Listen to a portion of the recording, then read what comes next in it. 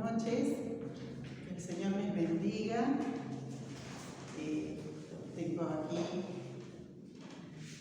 un poema que quiero compartir que se relaciona directamente con lo que he preparado con la ayuda del Señor. El título es Vientos de Cambio y mi poema se llama justamente Vientos. Así que lo quiero compartir con ustedes. Dice: un viento sopla, sopla y perturba. Un viento arrasa, arrasa con fuerza. Un viento sacude, sacude hasta adentro. Un viento sorprende, sorprende y asusta. Un viento desola y entristece. Un viento conmociona. Lo que estaba ya no está.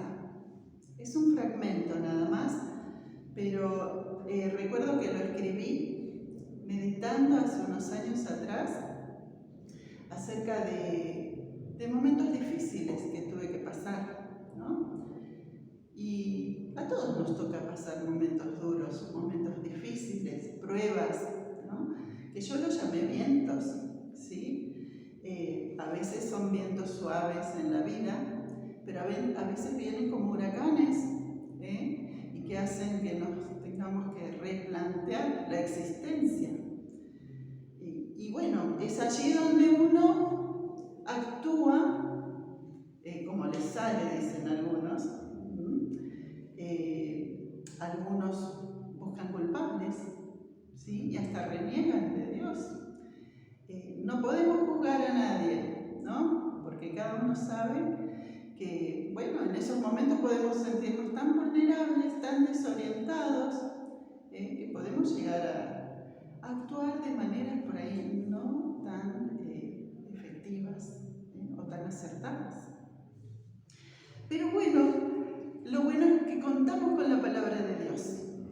Y examinando acerca de esto, hay un pasaje, está llena la Biblia de ejemplos que podemos extraer con este tema. Pero hay unos principios que me gustaría compartir con ustedes y que nos van a enseñar algo sobre esto. Se encuentra en Éxodo, capítulo 16, del 1 al 5. Allí está el pueblo de Dios. Hacía muy poco que salieron de Egipto. Dios les había ayudado con extraordinarios milagros, con su poder a salir del yugo opresor de Egipto. Pero ya estaban en el desierto, ¿sí? Y hacía unos 45 días más o menos, por lo que nos dice aquí. Dice: el día 15 del mes segundo, después de su salida de Egipto, toda la congregación de los hijos de Israel partió de Elim y se dirigió al desierto de Sin, que está entre Elim y Sinaí.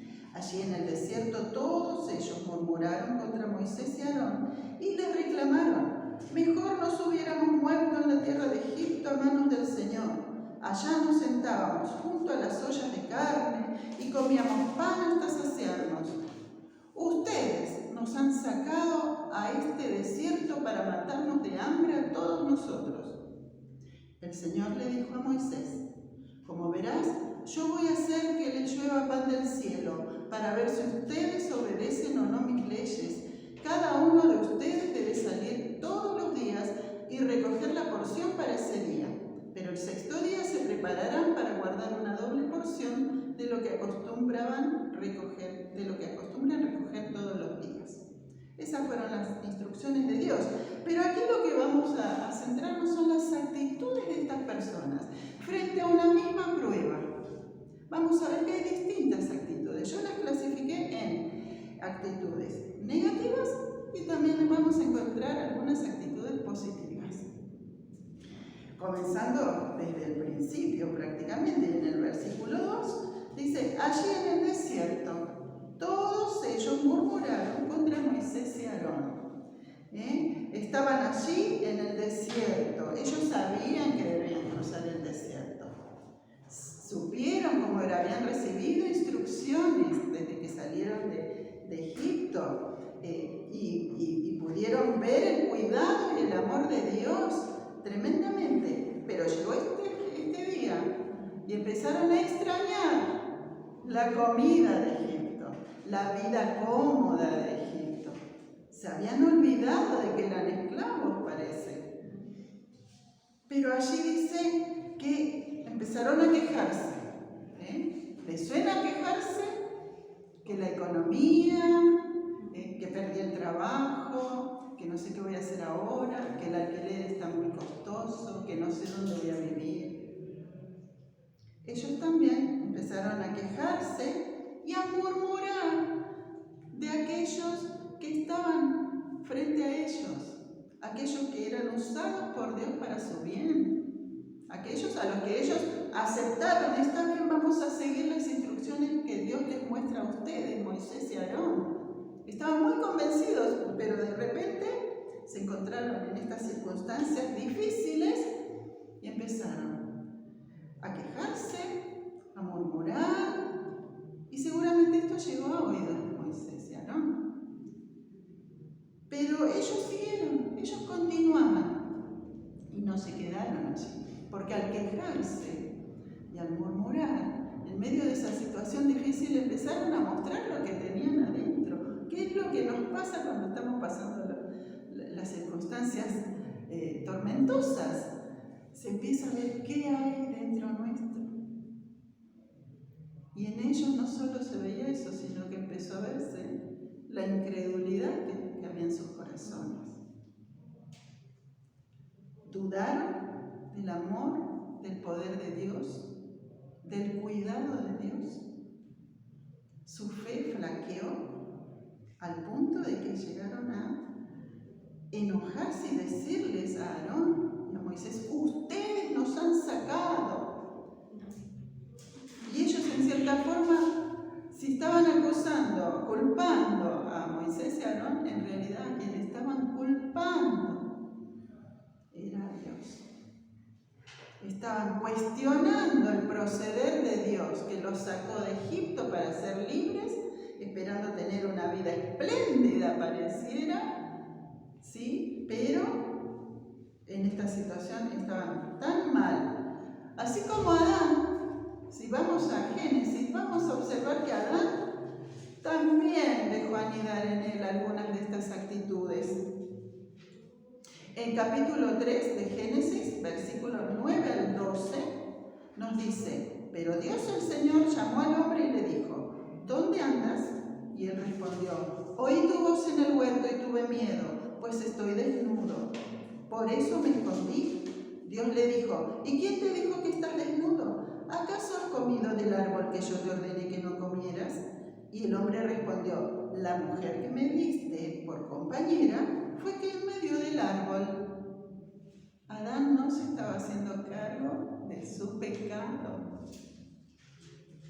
Él había pecado tanto como Eva. Cuando se dio cuenta, se escondió, se apartó de Dios. Llegó a sentirse tan frustrado, tan mal, frente a su propio pecado. Él lo que hizo fue esconderse, apartarse de Dios. Y una vida así, lo único que hace es que tengamos una vida sin sentido, una vida insatisfecha, como le pasó al pueblo de Dios. Y encima una vida que no va a traer fruto para bien, porque ese malestar se contagia a los de alrededor, o hace que los de alrededor también se aparten de Dios y digan: bueno, si este cristiano, mira cómo está reaccionando frente a lo que le pasa, al final está peor que yo, ¿no? Pero el Señor quiere que sus hijos vivan de una manera diferente y actúen de una manera diferente. Por eso podemos observar a Moisés. Moisés, desde el versículo 4, me gusta esa pequeña frase que dice: el Señor le dijo a Moisés. Cuando yo leía pensé: Dios hablaba con Moisés y Moisés lo escuchaba. Había una comunión íntima, profunda entre ellos, entre Dios y Moisés. Moisés escuchaba a Dios. Moisés aparentemente no escuchaba, o no dejaba que lo que pasaba alrededor repercutiera en su vida de una manera negativa. Él buscaba a Dios. Tanto es así que lo podemos encontrar en Hebreos, en la galería de héroes de la fe, como solemos llamarlo. Hebreos capítulo 11, versículos 24 al 27. Nos habla de Moisés y dice así: por la fe, cuando Moisés ya era adulto, rehusó llamarse hijo de la hija de Faraón y prefirió ser maltratado junto con el pueblo de Dios antes que gozar de los deleites temporales del pecado, pues consideró que sufrir el oprobio de Cristo era una riqueza mayor que los tesoros de los egipcios, y es que su mirada estaba fija en la recompensa. Por la fe salió de Egipto sin temor a la ira del rey y se mantuvo firme como si estuviera viendo al invisible. ¡Qué diferente su actitud! ¿Cuál era la más importante en él? La base de él era la fe, una fe inquebrantable, una fe en las promesas de Dios, una fe en ese Dios que lo llamó para ser el líder, el guía de ese pueblo. Y alguien que le prometió estar a su lado.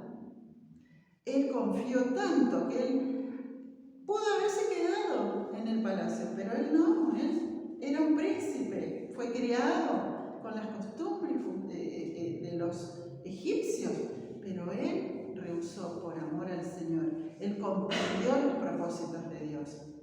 Tenemos otros ejemplos en la Biblia, como Abraham, la fe de Abraham, tenemos una Ruth que tuvo que tomar decisiones drásticas en su vida por amor al Señor, porque conoció a este Dios verdadero, este Dios que da fe, este Dios que nos da su Espíritu Santo, ¿sí? El Espíritu Santo con los atributos, la fe, el gozo, el amor, la mansedumbre. Moisés era firme en sus convicciones, confiaba en Dios y eso se manifestaba en su vida, eso que tenía dentro de él, basado en esta fe. Y qué maravilloso saber esto, ¿verdad? La clave es saber que Dios permite los vientos de pruebas en nuestra vida para nuestro bien. Como dice Romanos 8:28, sabemos que a los que aman a Dios, todas las cosas nos ayudan a bien. Todas. Entra lo bueno y lo malo que nos pueda acontecer, ¿sí? Porque eso nos va a ayudar a crecer, como nos dice en Santiago 1, del versículo 2 al 4. Dice: hermanos míos, considérense muy dichosos cuando estén pasando por diversas pruebas. Bien saben que cuando su fe es puesta a prueba, produce paciencia. Pero procuren que la paciencia complete su obra, para que sean perfectos y cabales, sin que les falte nada. Qué lindo los absolutos de Dios.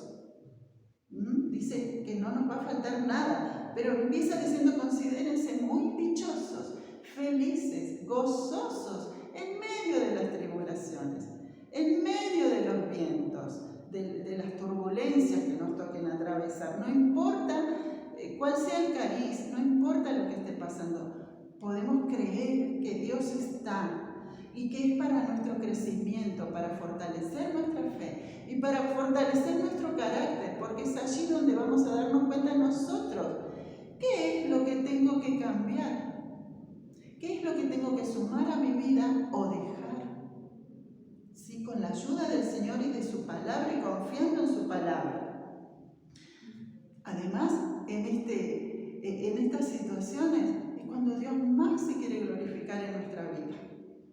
Sí, porque los demás se van a dar cuenta que está pasando, que estamos atravesando una situación difícil, y muchas veces hasta llegan a preguntar: ¿cómo haces? Yo no entiendo, alguna vez me han dicho: yo no entiendo, Miriam, ¿cómo haces para estar de pie? Y es ahí la oportunidad que Dios nos da para testificar de Él. ¿Sí? Y por último les quiero compartir referente a esto en San Pedro, primera de Pedro 1:7. Este versículo dice: pero cuando la fe de ustedes sea puesta a prueba como el oro, habrá de manifestarse en alabanza, gloria y honra el día que Jesucristo se revele. El oro es perecedero y sin embargo se prueba en el fuego. Y la fe de ustedes es mucho más preciosa que el oro. Qué bello saber esto. Yo no sé si estás pasando alguna tribulación, alguna prueba muy difícil, que sentís que más que despeinarte te descolocó en la vida. Tal vez tengas que tomar alguna decisión. Hubo algún momento en mi vida que no actué debidamente, que actué impulsivamente, que vociferé contra personas que no tenían la culpa de lo que a mí me pasaba. Pero luego entendí que a Dios no se le escapa nada y que en su palabra puedo encontrar las respuestas, puedo encontrar esa confianza, esa esperanza de que Él me tiene en sus manos y que Él sabe para qué permite que me pasen ciertas cosas. Te invito a que si está pasando un tiempo así, te aferres al Señor, aferrémonos al Señor como Moisés, viendo al invisible, o como Noé, que luego de la gran prueba pudo ver un viento más tranquilo que se llevó las aguas, hubo un nuevo amanecer y hasta vio el arco iris que le iba a recordar por siempre ese cuidado de parte de Dios. Para terminar, les quiero leer el final de mi poema, basado justamente en ese pasaje de Génesis. Un viento descubre el monte inconmovible. Un viento muestra lo nuevo y vivo y de iluminados colores. Eso es lo que Dios quiere